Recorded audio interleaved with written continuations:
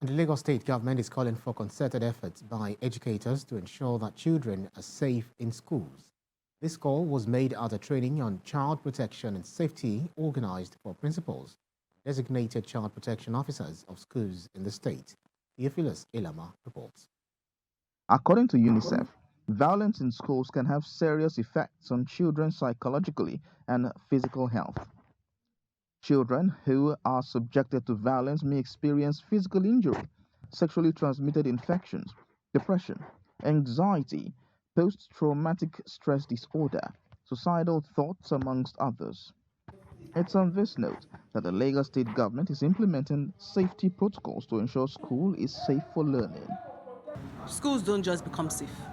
There must be systems and structures in place to ensure that children are safe whilst they are in care of the school. And so, part of the safeguarding and child protection training, which stems from the existence of the safeguarding and child protection program of the Lagos State government, is to enlighten principals and heads of schools of the provisions of that policy. Children are not going to be protected by wishful thinking.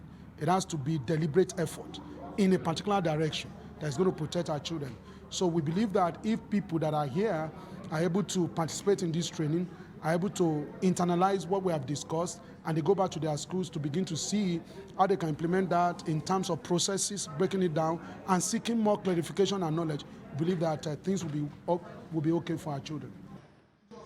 Participants were drawn from both public and private schools across the state with the aim of empowering them. It's high time we start looking into the child rights in schools in Nigeria as a whole.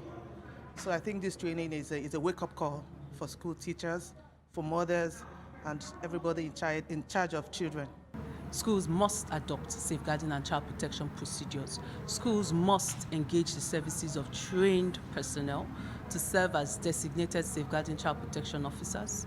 Schools must devote funding for this. Funds have to be appropriately allocated to child protection and safeguarding. And then, of course, schools must have interface with government. I don't think that can be overemphasized. While the need for safety in school is important, the government says it will ensure regulatory standards are put in place to meet this need. Theophilus Ilama, TVC News, Lagos.